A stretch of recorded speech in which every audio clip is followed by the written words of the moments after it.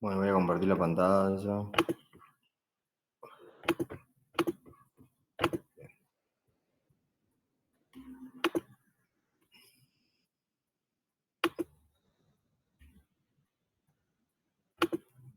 ¿Se ve ahí?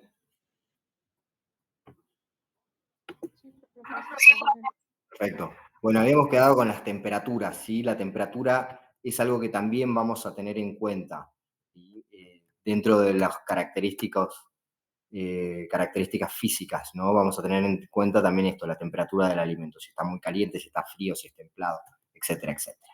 Vamos a tener también en cuenta el fraccionamiento, ¿sí? Y sobre todo esto les grafico de nuevo con la gastritis, que es lo más común. Personas que tienen malestar al comer, personas que sufren cada vez que ingieren alimento, tienen que comer poca cantidad de alimento, pero muchas veces al día. Las personas que tienen, por ejemplo, mucho hambre, como en la obesidad, donde el hambre es algo recurrente, también comen muchas veces al día, pero alimentos de bajo densidad calórica, es decir, que tienen mucho volumen, pero que tienen poca energía. Algo que tiene, por ejemplo, lo que menos energía tiene en el mundo de los alimentos, ténganlo en cuenta, son las verduras y son las frutas, ¿sí? Por eso es que son tan recomendadas como colación, por ejemplo. Pero recuerden, sí, son muy ricas en vitaminas, en minerales, en agua, etcétera, etcétera. Pero también se va a ver esto, si el fraccionamiento de la dieta es normal, si necesita comer 4 comidas, cantidades eh, normales, o si se necesita fraccionar su alimentación, si necesita más de 4 comidas. ¿Por qué? Bueno, la dieta fraccionada es una dieta balanceada en los requerimientos, incluye 6 comidas al día, comprende los alimentos incluidos en la dieta blanda, está indicada en pacientes con intolerancia a las comidas, pacientes con cirrosis, úlceras de estómago, duodeno, con infartos agudos de miocardio. Es decir, todas aquellas personas, como decíamos anteriormente, que van a sufrir algún tipo de malestar o dolor al comer. Por eso siempre lo que nosotros tenemos que tratar de hacer con la comida es justamente probar la tolerancia, es ver qué es lo que produce en la persona. Y en base a eso detectar, obviamente, si es una persona, por ejemplo, que tiene eh, úlcera de estómago, cirrosis, úlcera de duodeno, no le vamos a dar algo crudo, indigerible, no le vamos a dar, por más que las verduras sean saludables, por más que tengan bajas calorías. ¿Sí? Lo que nosotros en ese caso vamos a buscar es que el órgano enfermo repose, descanse, no trabaje, haga lo mínimo posible. Por eso es que fraccionamos la cantidad. No le damos un montón de golpe, le damos muchas veces poca cantidad. Modificaciones de los caracteres químicos. Habíamos hablado anteriormente de los caracteres físicos. Ahora los caracteres químicos, que son el sabor y el aroma, que es la cualidad condicionada a la presencia de distintas sustancias que transmiten mayor o menor sabor y aroma a sus alimentos. Todos bien lo sabrán por las sustancias que tiene, por ejemplo, una cebolla o un ajo, que no tienen el mismo aroma cuando están crudas que cuando las ponemos en un poquito de aceite y las ponemos en la sartén, por ejemplo. Darán muchísimo aroma, ¿sí? Entonces, modificando su sabor natural, estimulando el apetito, favoreciendo o retardando la digestión, estimulando secreciones, irritando la mucosa. Por ejemplo, en una persona con gastritis, obviamente, como veníamos hablando, que tiene la mucosa irritada, digamos, lastimada, que no tolera bien el ácido clorhídrico, vamos a tratar de que los alimentos no sean ricos en aromas y en sabores. ¿Por qué? Porque la persona va a estar sentada en la mesa mientras la otra persona está cocinando, pero siente todo el olorcito a comida y aunque no comió nada, ya sus ácidos digestivos van a comenzar a segregarse porque se van a preparar para ingerir alimento, pero a él le va a producir mucho dolor. Entonces hay casos donde vamos a necesitar que el alimento estimule a través del aroma y del sabor, como en la anorexia, en la vejez, etcétera, etcétera, y hay veces que vamos a necesitar apagar. Alimentos condimentos, el azúcar, la manteca, el aceite, la cebolla, el ajo, el perejil, bueno, la crema de leche, pongámosle que es un alimento condimento, en todo caso, bueno, ¿no? La crema esta, como la conocemos hoy. De todas formas, es justamente, ¿no? ¿Qué hay que quede feo, digamos, con crema de leche? Pero obviamente no lo podemos utilizar en todas las situaciones. No le daríamos un alimento con crema de leche a una persona que tiene algún compromiso intestinal o gástrico, pero sí podríamos utilizar la crema de leche por su alto valor calórico, por su alta densidad energética en preparaciones para un paciente desnutrido, por ejemplo. Condimentos, ¿sí? Por ejemplo, sal, limón, distintos tipos de aceites aromáticos con romero, orégano, etcétera. Hierbas, especias en general. ¿Qué son las purinas? Las purinas, bueno, las purinas son proteínas, ¿sí? Son compuestos proteicos formados por proteínas que generalmente se encuentran en las carnes y de acuerdo al contenido en alimentos cárneos y derivados se puede clasificar en régimen apurínico, hipopurínico o hiperpurínico. Forma de cocción, bueno, ¿esto qué va a depender? Va a depender, por ejemplo, justamente, como les decía, si se necesitan las purinas en alimentación y sobre todo las purinas que vienen a través de las carnes. Una de las características de las purinas es que, por ejemplo, aumentan la irritación y producen indigestibilidad, digamos, en personas que tienen gastritis. Entonces, las personas que tienen gastritis generalmente tienen que evitar, por ejemplo, las purinas, las dietas ricas en purinas, en carnes. Y sobre todo esto, la que más purina tiene es la carne de vaca. Entonces, ¿qué es lo que va a sentir la persona? Que si come carnes, quizá la carne que peor le caiga sea la carne de vaca, que tiene, como le decía anteriormente, una estructura más compleja, que tiene elastina, grasa, músculo, etcétera, etcétera. Y también tiene purinas y va a ser mucho más difícil de digerir que un pollo, por ejemplo, o un pescado, que se desmenuza mucho más fácilmente. Y los ácidos orgánicos son una variedad de ácidos que se concentran en algunos alimentos, se distinguen el ácido cítrico, fórmico, acético, málico, tartárico, salícico, oxálico y los grasos irritantes a nivel gastrointestinal, por lo que es necesario emplear diferentes formas de preparaciones para reducirlos o no. Regímenes sin ácidos orgánicos normales, probando tolerancias secundarias. Bueno, esto de los ácidos orgánicos, sí, ténganlo en cuenta, no está relacionado con los aceites orgánicos, ni es un aceite esencial, ni nada. Generalmente son ácidos que se encuentran en alimentos, como por ejemplo las frutas.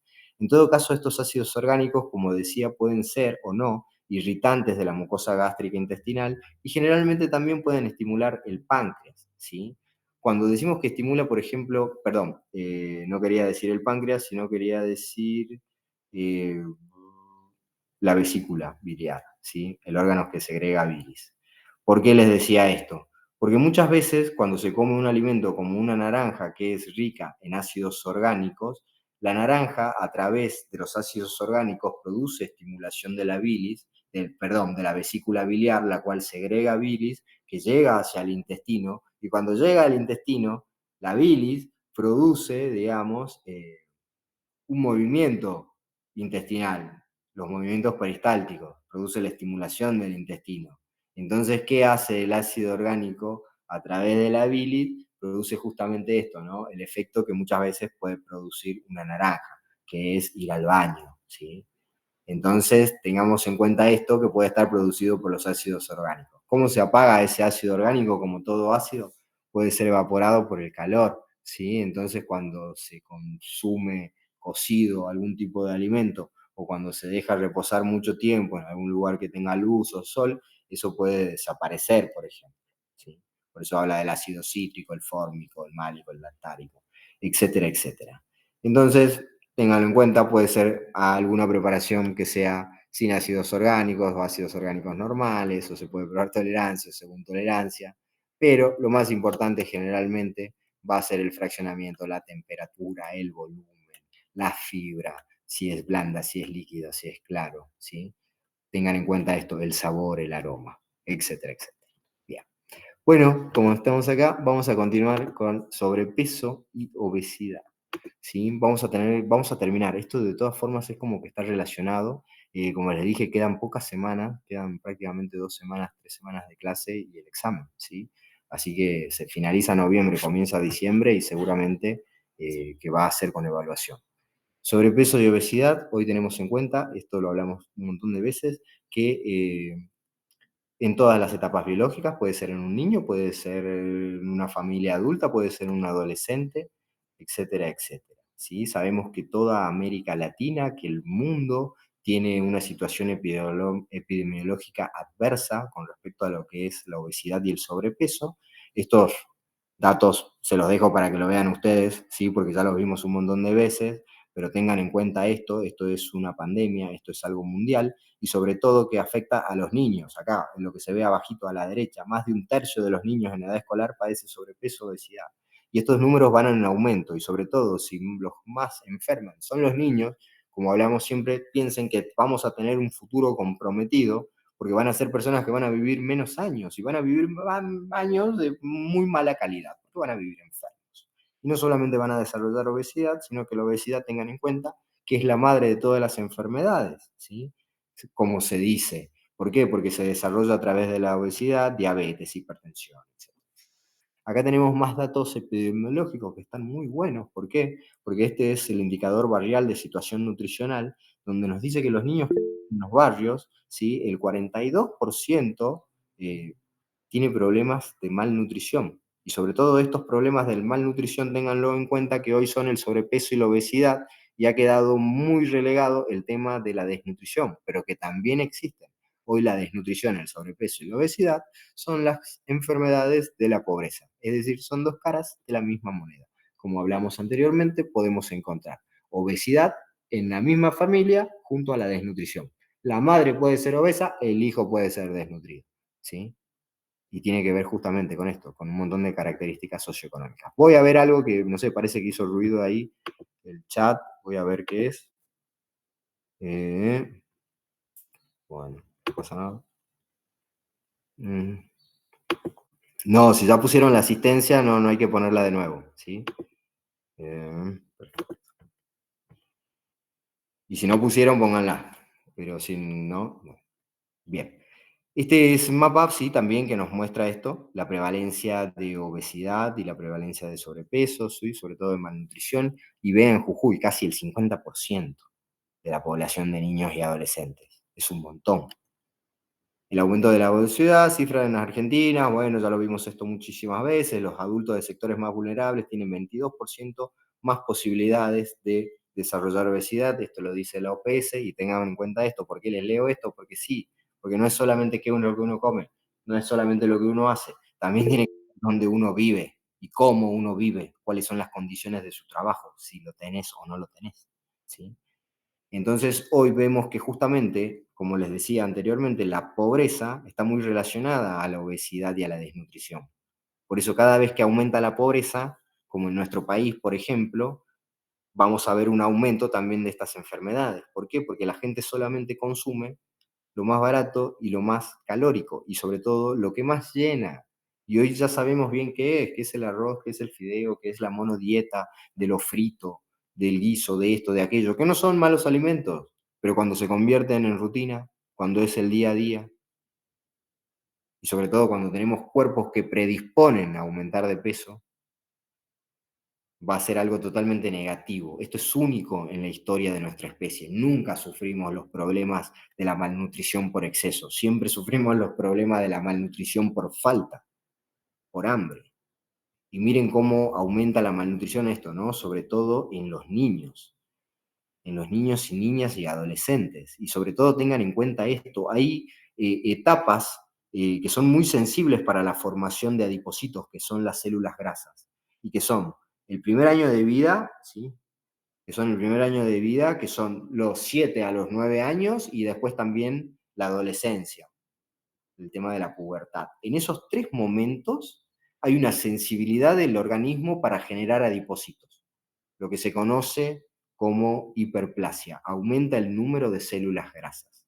Y sobre todo va a depender de esto, de que si ese niño hasta el año o de 7 a 9 años come un montón de ultraprocesados, de alimentos energéticos, de esto, de aquellos, o dietas monótonas que solamente tengan energía y no nutrientes, va a estar más predispuesto a generar un montón de células grasas, un montón de adipocitos, que se acumulan para toda la vida. Aquellos que se forman no se destruyen, se quedan ahí, ¿sí?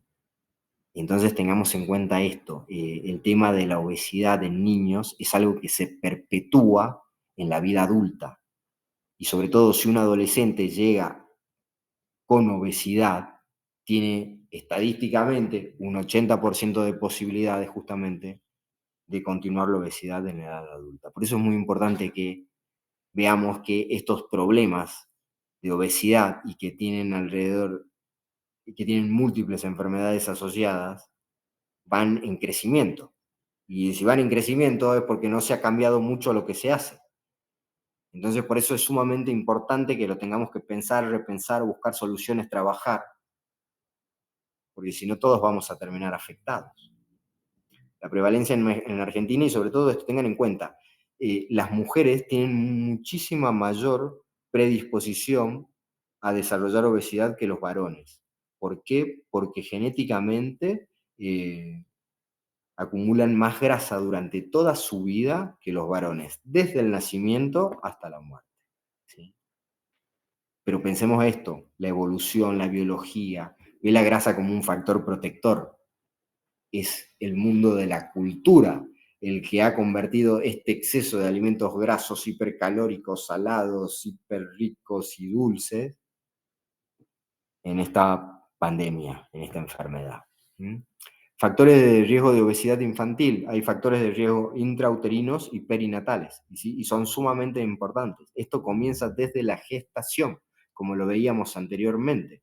El peso del nacimiento, tanto el bajo peso como el peso alto, es decir, niños que nacen con menos de 2.500 gramos a niños que nacen con más de 4.000 gramos, tienen mucho riesgo de desarrollar obesidad en algún momento de su vida. Genéticamente van a estar muy predispuestos. Uno, porque el cuerpo sintió mucha necesidad de comida, porque sintió hambre, entonces va a estar muy predispuesto a absorber todo aquello que venga y a generar adipocitos de una manera exagerada. Y el otro, el que pesó 4.000, es porque desde el nacimiento tuvo un exceso de energía. Un exceso de energía que seguramente mayor a 4 kilos es una mamá que tuvo diabetes gestacional. Y si sabemos que tuvo diabetes gestacional, tenemos que pensar que hubo un exceso de glucosa en la sangre, sangre que se transfiere al niño, que alimenta la placenta, que alimenta al feto. Y ese niño, al tener un exceso de energía, engordó un montón y creció. Y también es un riesgo. El tabaquismo durante el embarazo, la obesidad materna durante el embarazo, especialmente durante el primer trimestre, y la previa al momento de la concepción, la diabetes materna. Y yo sobre todo le diría que tengan en cuenta el segundo trimestre. El segundo trimestre es donde el cuerpo humano, el feto, comienza a generar grasa y comienza a generar la grasa en su organismo desde la cabeza hacia los pies. El primer lugar donde se genera grasa es en el cerebro es pura grasa. Es en el cerebro, baja al cuello, los hombros, el tronco, el abdomen, etcétera, etcétera. ¿Sí? Y obviamente la diabetes materna, conocida como diabetes gestacional. También vamos a tener en cuenta antecedentes familiares, antecedentes sociales. Y esto tiene que ver, hay como una estadística de que si uno de los papás tiene obesidad, hay un 40% de posibilidades de que ese niño desarrolle obesidad. Si los dos papás tienen obesidad, entonces hay un 80% de posibilidades que ese niño desarrolle obesidad. Pongámosle que eso sería desde el punto de vista genético, ¿sí? Hay desde un punto de vista genético. Pero también hay factores ambientales hereditarios, y esto tiene que ver con cómo esa familia come y qué ejercicios esa familia hace. ¿Por qué les doy este ejemplo? Porque hay muchos niños adoptados por padres obesos que no comparten la misma carga genética, pero que también han desarrollado obesidad. Y esto justamente tiene que ver con los hábitos alimentarios que se inculcan en la familia, ¿sí? Y sobre todo esto, de los adultos hacia los niños.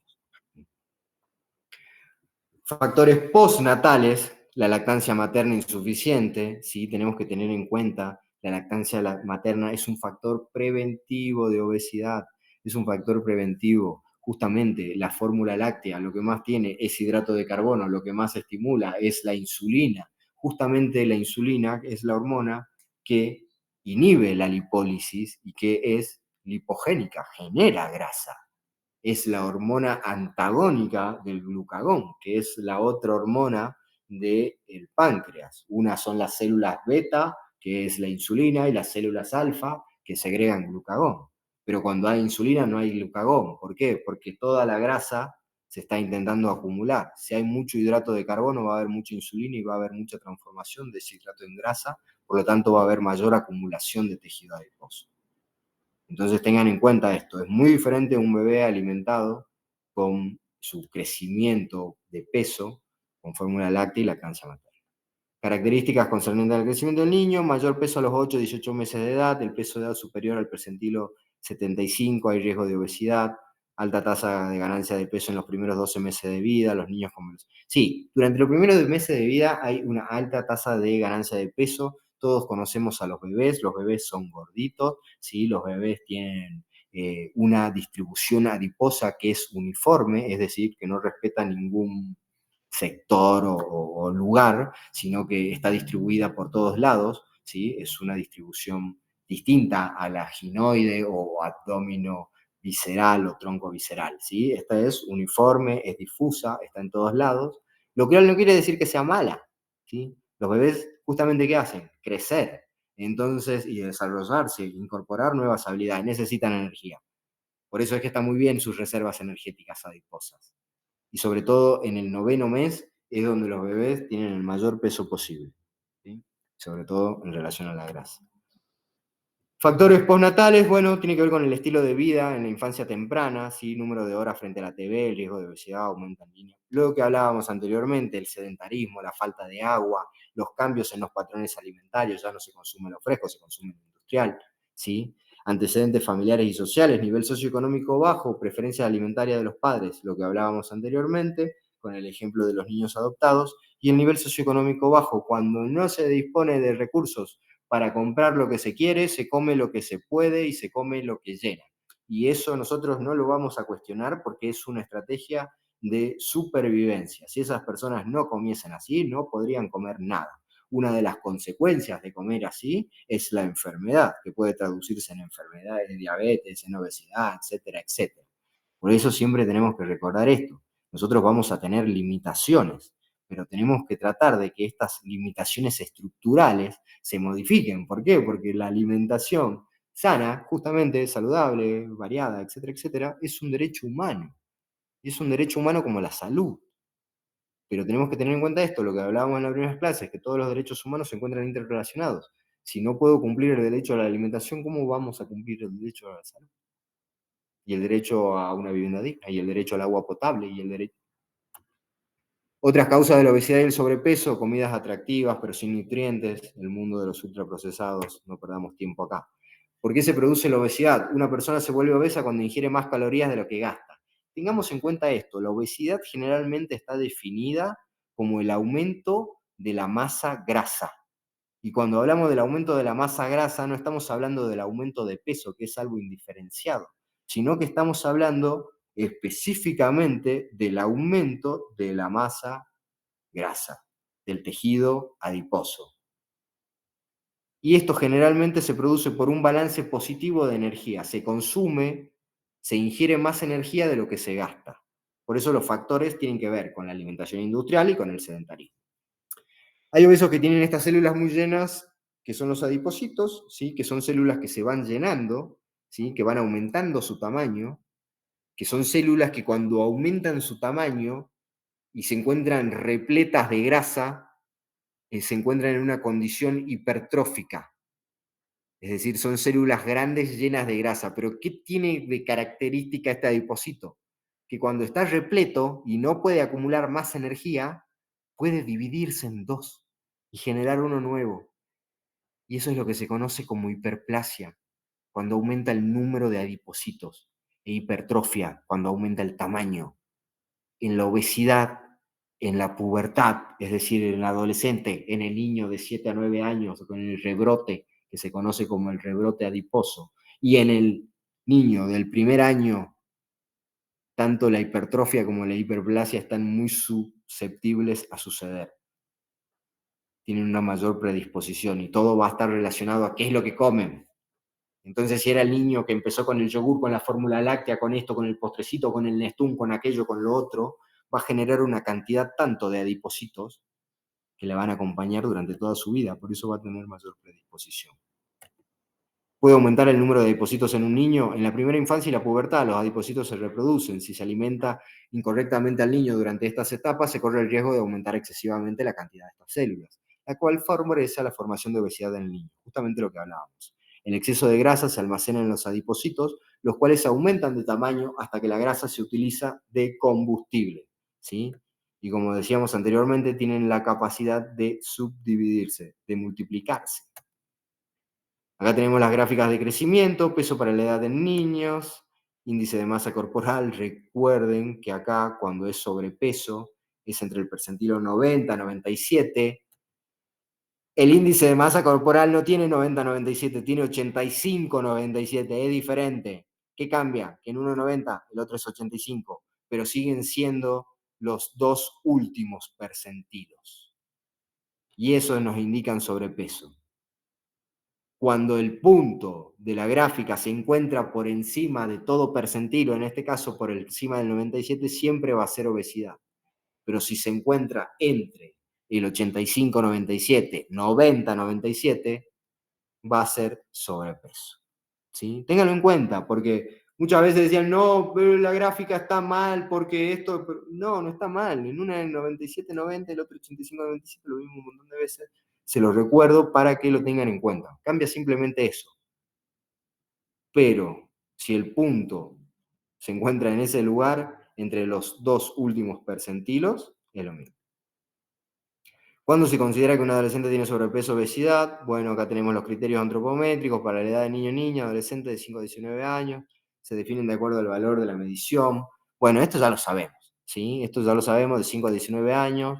No tengan en cuenta esta, que es la de puntaje Z, ya no se utiliza, esto es antiguo. Se utiliza esto, el índice de masa corporal y el peso de la edad, ¿sí? Que nos indican si hay normalidad, desnutrición, riesgo de desnutrición, o sobrepeso y obesidad, ¿sí? Uno es para la estatura y el otro es para la edad, ¿bien?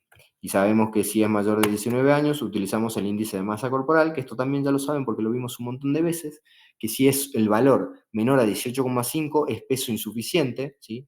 Hay riesgo de desnutrición. Siempre tenemos que tener en cuenta esto, que tenga un peso por abajo, un valor 18,5, es a evaluar, ¿sí? Es a evaluar, siempre tengamos en cuenta, esta es una herramienta más del diagnóstico. El riesgo de comorbilidad, hay mayor riesgo de otros problemas clínicos. Siempre sabemos esto, el peso también está relacionado al sistema inmunológico. Una persona que tenga muy bajo peso va a ser una persona susceptible a múltiples enfermedades. El peso adecuado para el índice de masa corporal es un valor de 18,5 a 24,9, el sobrepeso de 25 a 29,9, la obesidad grado 1 de 30 a 34,9, la obesidad grado 2 de 35 a 39,9 y la obesidad grado 3 mayor a 40. ¿Sí? Donde el riesgo ya de tener una enfermedad es muy grave, y sobre todo de una enfermedad acompañada de discapacidad. La relación cintura-cadera. Esto ya lo vimos anteriormente también cuando hablábamos de la distribución adiposa. Una de las formas de medir la distribución adiposa, es decir, el lugar del cuerpo donde se distribuye la grasa, ¿sí? Que puede ser, por ejemplo, como decíamos anteriormente, uniforme o difusa, donde no hay un lugar característico, sino que se encuentra en todo el cuerpo, se encuentra en el cuello, se encuentra en los brazos, se encuentra en la nuca, se encuentra en las piernas, se encuentra en los muslos, se encuentra en la cadera, se encuentra está en todos lados, o puede ser una distribución glúteo-femoral, que generalmente es la distribución adiposa de las mujeres, donde tenemos la parte baja del ombligo, se puede acumular grasa, los glúteos, los músculos, etc. Y también la tronco abdominal, ¿sí? Que generalmente, o obesidad androide, la anterior era ginoide, que tiene que ver con los varones, ¿sí? Donde hay esa panza prominente en péndulo, donde también hay acumulación en la parte superior, en la papada, etcétera, etcétera. ¿Sí? Bueno, una de las formas de tener en cuenta esto, la distribución, ¿sí? Es la relación cintura-cadera. Cuando nosotros tomamos la circunferencia de la cintura, es importantísimo, la circunferencia de la cintura. La circunferencia de la cintura con una cinta métrica tomamos alrededor, digamos, a la altura del pupo, un poquitito más arriba por ahí, tomamos una medición. Y si esa medición en un varón, por ejemplo, es mayor a 102 centímetros, tiene muchísimo, es decir, tiene una circunferencia importante. Es seguramente una panza prominente. Si nosotros a la vista ya podríamos ver, por ejemplo, que es ahí donde se acumula el tejido adiposo en mayor cantidad. Pero si el valor nos da mayor a 102, esa persona tiene mucho riesgo de desarrollar, por ejemplo, diabetes, hipertensión, dislipemias, cualquier tipo de enfermedad metabólica, ¿sí? Y si es una mujer y este valor, cuando le tomamos la circunferencia de la cintura, es mayor a 88, también está en un muy alto riesgo de desarrollar algún tipo de enfermedad.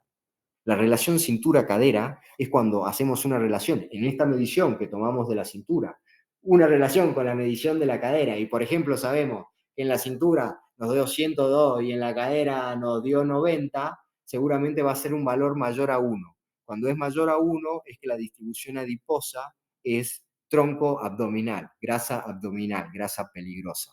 Si esa relación es menor a 1, entonces esa grasa es glúteo femoral, lo cual es metabólicamente menos nociva, ¿sí? Menos peligrosa. Los tipos de obesidad, acá justamente una obesidad homogénea, la grasa está acumulada en proporciones iguales en el cuerpo, sin destacarse en ningún lugar específico. En la obesidad ginoide o en forma de pera, que es la obesidad generalmente que afecta a la mujer, no es que no tiene obesidad androide, la mujer sí lo tiene, ¿sí? Por eso esta distribución es una generalidad, que está en cadera, muslo, piernas, enfermedad de la vesícula, varices, constipación, son los problemas que puede traer.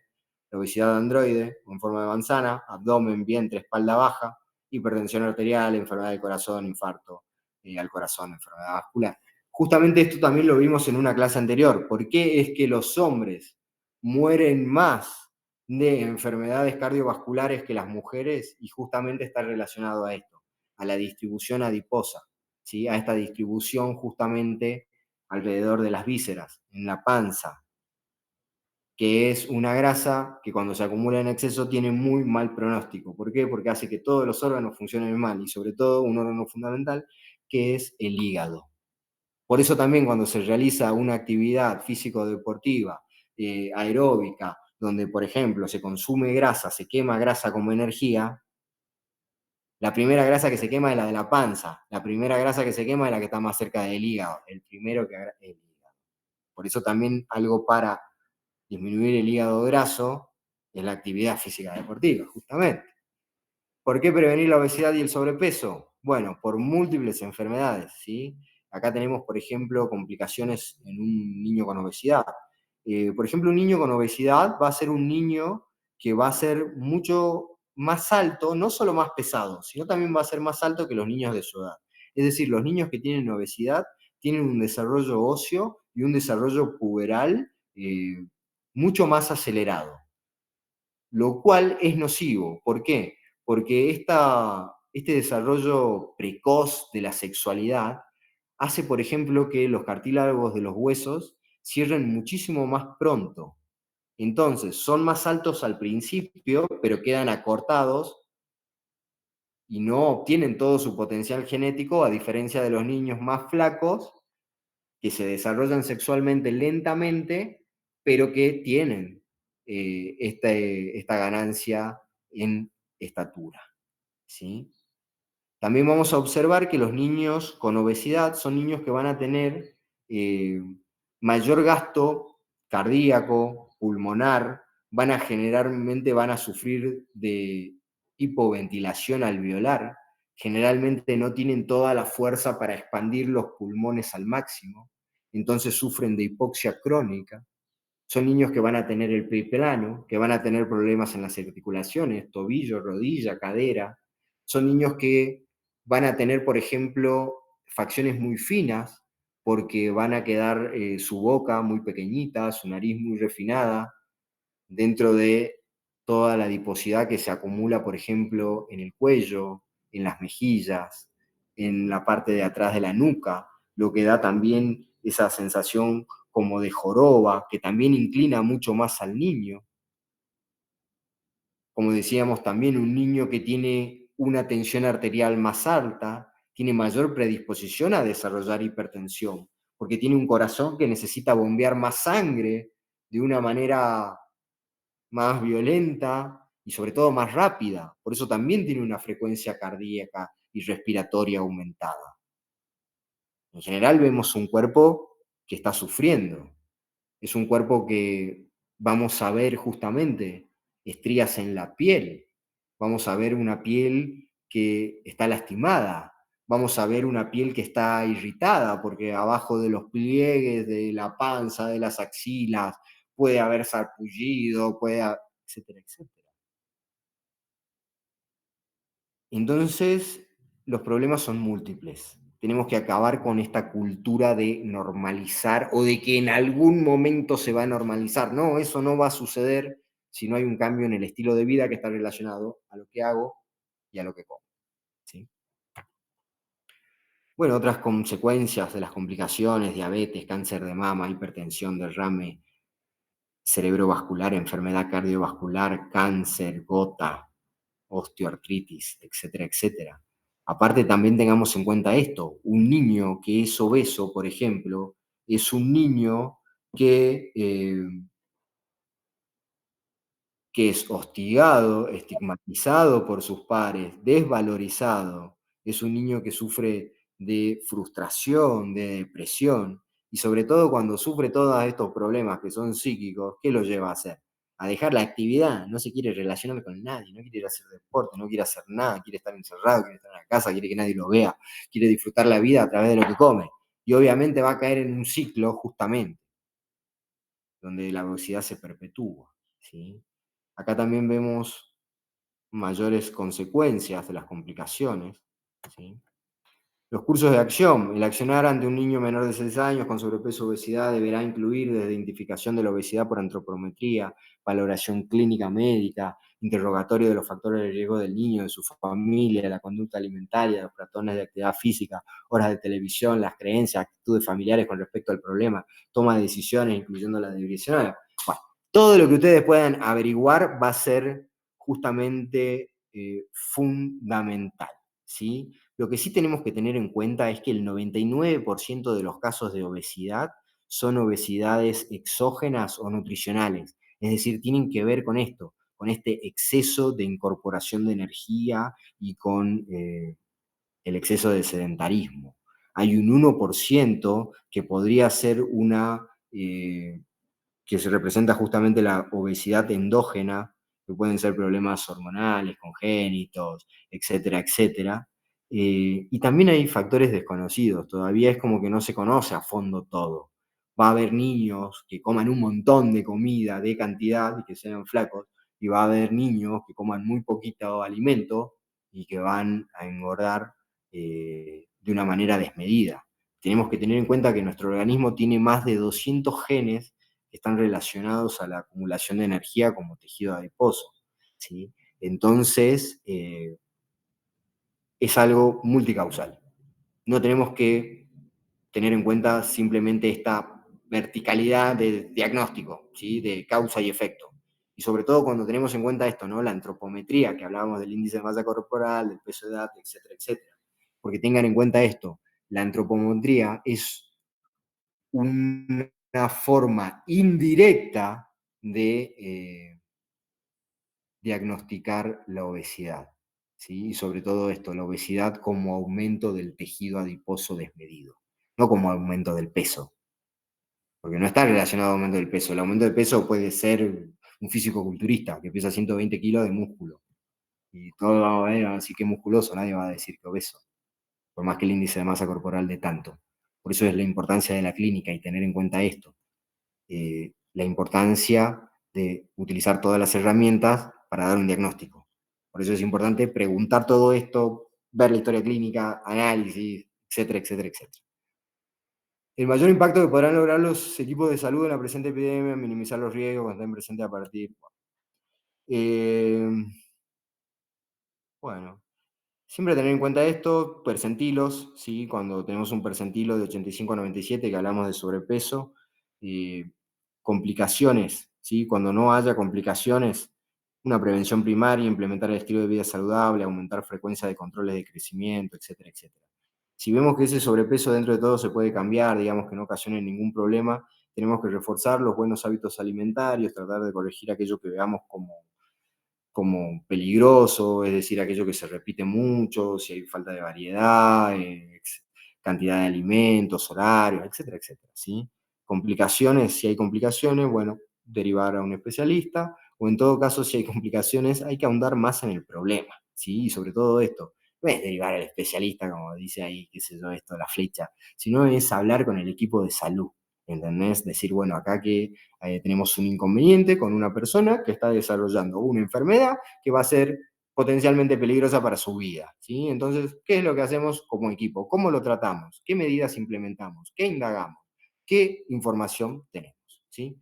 Justamente la prevención primaria, hábitos de alimentación saludable, de actividad física, promoción de conducta de alimentación saludable, lactancia exclusiva continuada, limitar el consumo de bebidas azucaradas, ¿sí? Es tan importante la prevención primaria en este sentido, ¿no? Como decir, prevenimos la obesidad justamente con la lactancia materna, prevenimos la obesidad con comida que podamos preparar nosotros, con alimentos frescos, con comer un poco de todo, con hacer ejercicio, con tomar agua, ¿sí? Con jugar, ¿sí? Por ejemplo, con limitar las comidas, bueno, fuera del hogar, limitar el uso de la televisión, de las pantallas, comer en familia la mayor cantidad de veces posible.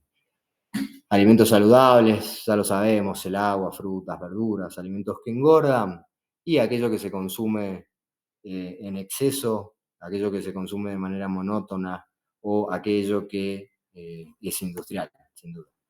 La parte más compleja de la prevención de la obesidad radica en el proceso de motivar a las familias a cambiar las conductas y los hábitos en una cultura y en un ambiente actual definido como obesógeno, que promueve menor actividad física y mayor ingesta energética. Sí, sí, tenemos un problema con el ambiente, ya lo sabemos, es un ambiente obesógeno, es un ambiente que genera obesidad, es un ambiente que enferma, es un ambiente que no ayuda, digamos, hacia lo saludable, más que sea simplemente esto, ¿no? Una forma de vender. Y cuando es una forma de vender, sabemos que no todos pueden acceder.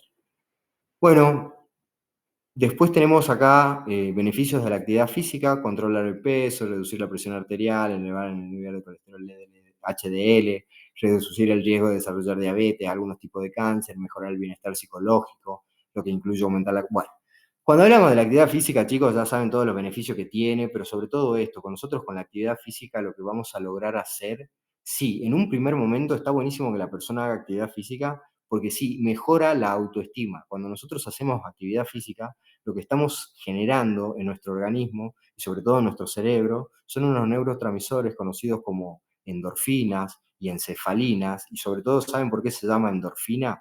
Porque hace referencia endo adentro, fina a la morfina que genera el cuerpo.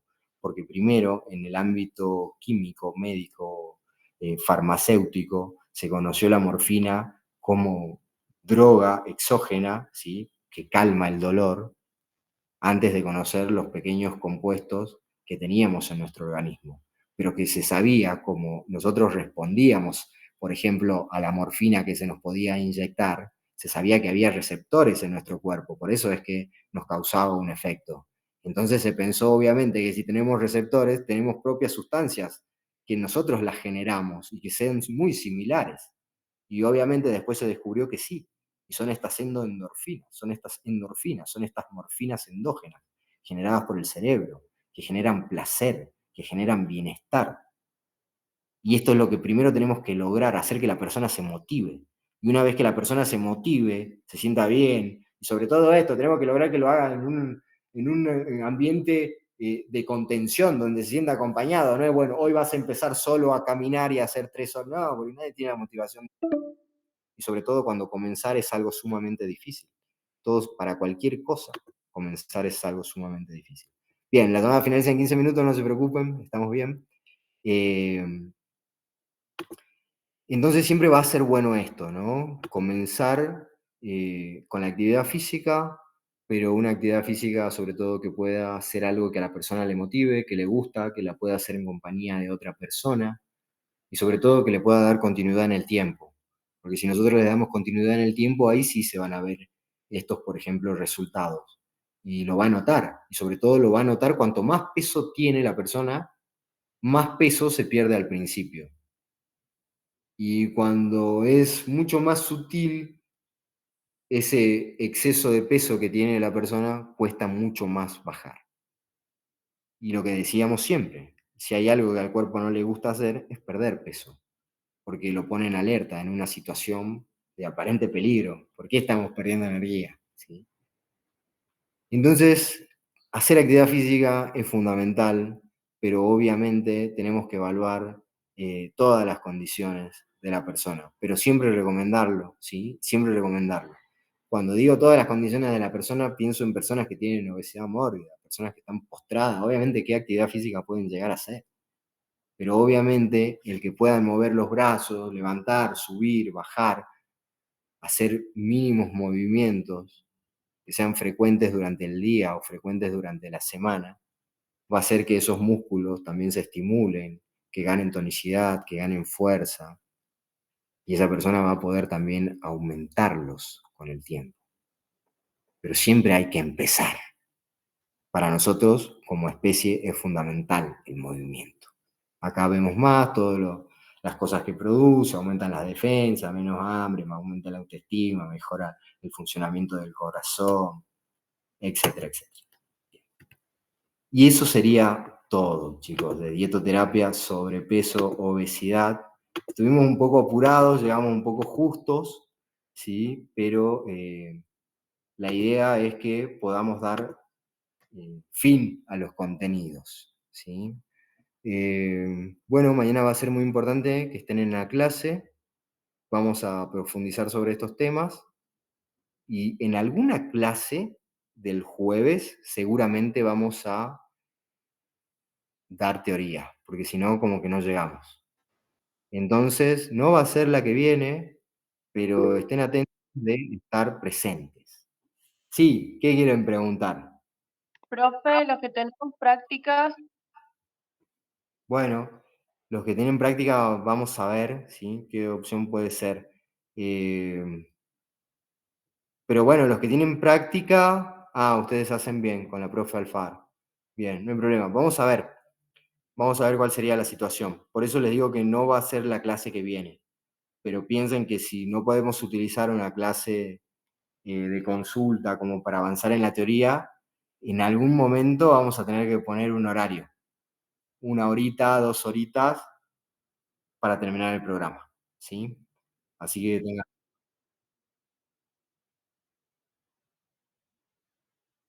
Y vamos a ver, por ejemplo, cuál es la fecha que pone la universidad como tiempo límite. Generalmente puede ser que quedan, no sé, 2 semanas, 3 semanas, que sí vamos a tener clases. Entonces piensen que ya la cuarta, la quinta puede ser que sea el examen, ¿sí? Entonces, nada, quedan pocos temas. Quedan dislipemia, hipertensión arterial, diabetes, ¿sí? Así que, como les digo, puede ser que sea a principios de diciembre o la segunda semana de diciembre. ¿El parcial sería entonces en la primera semana de diciembre? O la segunda semana de diciembre. Pero por ahí va a ser el examen. ¿Mm? Hoy, ¿tienen preguntas, dudas, consultas para hacer de lo que acabamos de ver? Si no las tienen hoy, bien, excelente. Si las tienen hoy, bienvenida, díganla ya para que no se olviden. Pero mañana también todo es bienvenido. Si ustedes no tienen dudas, es sumamente raro, ¿sí? Piensen, en todo caso, en su familia, piensen en sus sobrinos, piensen en esto, piensen en casos que les sucedan, digamos, en la vida cotidiana, que son los casos que después van a tener que resolver, ¿sí? En el trabajo. Hiperplasia e hipertrofia, si puedo volver a repetir, sí, perfecto. Detener, a ver esto. Hiperplasia e hipertrofia. Hipertrofia, aumento del tamaño de la célula adiposa, aumento del tamaño del adipocito. El adipocito engorda, el adipocito se llena de grasa. Esa es la hipertrofia, cuando tenemos adipocitos repletos de grasa. Obviamente una persona que nota que va engordando, lo que está haciendo es llenar sus adipocitos. Esos adipocitos van aumentando de tamaño. Esa es la hiperplasia. La hipertrofia, perdón.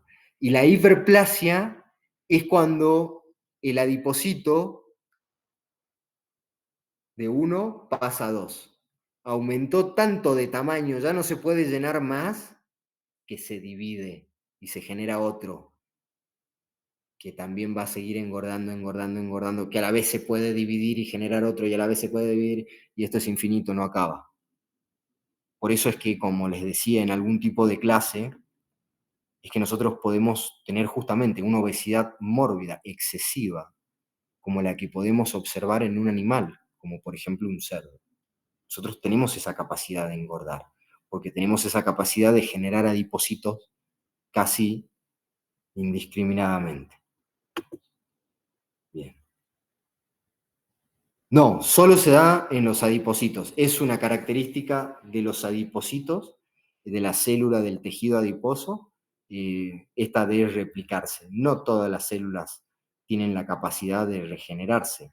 Por ejemplo, hay células, y sobre todo esto, ¿no? Lo particular, son células que tienen grasa nada más. No es que tienen un núcleo, no es que tienen un ADN, no es que... No, ¿sí? Tienen esta función de reserva, de órgano receptor. En la parte de proteínas, ¿qué era ABB? Y alto valor biológico y bajo valor biológico. Proteínas de alto valor biológico, carnes, lácteos, todo lo que sea de origen animal, alto valor biológico, mucha afinidad. De bajo valor biológico, legumbres, cereales, verduras, todo aquello que tiene proteína, pero que no se absorbe tanto en nuestro intestino. ¿Sí? Bien, excelente. ¿Qué pasa cuando adelgaza la persona? ¿Los adipocitos están en espera de volver a absorber grasas? No, no se destruyen. Los adipocitos son para toda la vida, ¿sí? Por eso es la importancia de regularlos desde la más temprana edad. Lo que sí hacen los adipocitos es adelgazar, ¿sí? Esos adipocitos lo que hacen es enflaquecer. Entonces están vacíos. Pero si la persona, por ejemplo, vuelve a tener hábitos desordenados o a consumir exceso de energía, esos adipocitos pueden volver a llenarse de grasa. ¿Sí? Por eso a tener en cuenta. Bien. ¿Alguna otra pregunta? ¿Algo que quieran escribir en el chat? Pero sí, son excelentes preguntas. Y sobre todo tengan en cuenta esto, donde hay mayor sensibilidad del adipocito a acumular grasa, a engordar, es como les decía, desde el primer año de edad, ¿sí? 6 meses, por eso es importante la alimentación complementaria, los primeros hábitos alimentarios, etc. Hay un rebrote en la infancia, entre los 7 y 9 años, y después la pubertad, la adolescencia. Esos son los 3 momentos donde hay una mayor predisposición a engordar. Bien. ¿Alguna otra consulta, chicos? ¿Qué pasa si una persona no genera adipocitos desde bebé? Bueno, esto tiene que ver, sí, con cuestiones genéticas.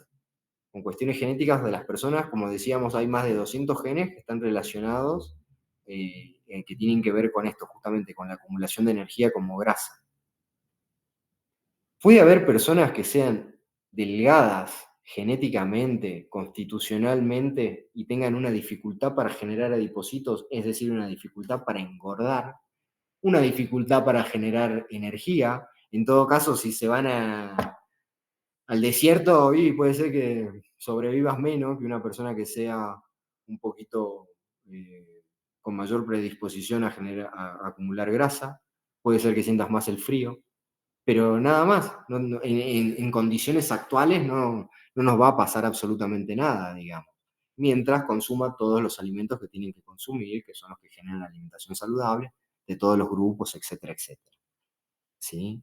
Pero siempre tengamos en cuenta esto. Esto lo vamos a ver a medida que el cuerpo se va desarrollando. Y como decíamos anteriormente, una de las causas de la obesidad en el futuro puede ser el muy bajo peso al nacer. Y esto podría estar relacionado, ay, ese bebé no generó adipocitos, esto no. O quizás sí los generó, sí los tiene. Pero dadas las condiciones en las que tuvo que nacer, de falta de energía, de estrés, de esto, de aquello, esos adipocitos están ahí alertas, sensibles. Pueden engordar. Y esto va a tener que ver con los hábitos que desarrolle después de ese bebé. Si era bebé y nació prematuro y con bajo peso y esto, y lo primero que le empiezan a dar es el Nestún y esto y aquello y lo otro, y sí, se va a recuperar del bajo peso y va a pasar a la obesidad. Profe, una consulta. Sí. ¿Y eso tiene, lo adipocito tiene que ver con el tipo de cuerpo, si es mesodermo, ectodermo y eso o no? No. Más que nada tienen que ver con esto, con dónde se generan, a dónde se localizan. y tienen que ver con la distribución adiposa. Los tipos de cuerpo, si bien sí está relacionado, pero está relacionado en general, está relacionado ese tipo de cuerpo, ectodermo, mesodermo, está relacionado con la masa muscular y la masa grasa. Por eso cuando tenés ese tipo de definiciones te van a decir, no, a este cuerpo le cuesta más generar masa muscular, por ejemplo, y tiene más tendencia a adelgazar, por ejemplo. Y que también tiene que ver con esto, con la masa muscular. En cambio, cuando hablamos de los adipocitos, de la obesidad, que solamente está relacionado con el tejido adiposo, por eso la obesidad se define como el aumento de la masa grasa, los adipocitos nos van a dar esta, la distribución adiposa. Hay una distribución adiposa predominante en la panza, es abdomino visceral. Hay una distribución adiposa difusa, uniforme, como en el bebé. O hay una distribución adiposa ginoide o glúteo femoral, como en la mujer. Forma de manzana, pera, perdón. Y eso, por ejemplo, nos puede dar el tema de qué factores de riesgo está asociado. Y sabemos que la más comprometedora es la que se acumula en la panza. ¿Sí? Bien. ¿Algo más, chicos? Están buenísimas todas las preguntas. Con la pregunta que hace uno aprendemos todo.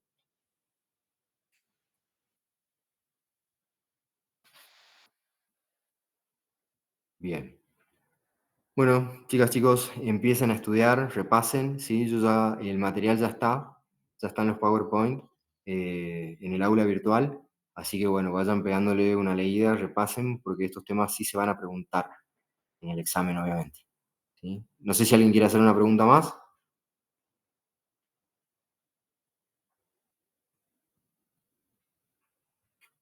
Bueno, cualquier cosita, nos informamos y nos comunicamos a través del aula virtual. Próximamente paso a dejar el link para la clase de mañana, ya saben, horario habitual. Así que si no hay nada más que decir, nos vemos mañana. Que tengan buenas tardes.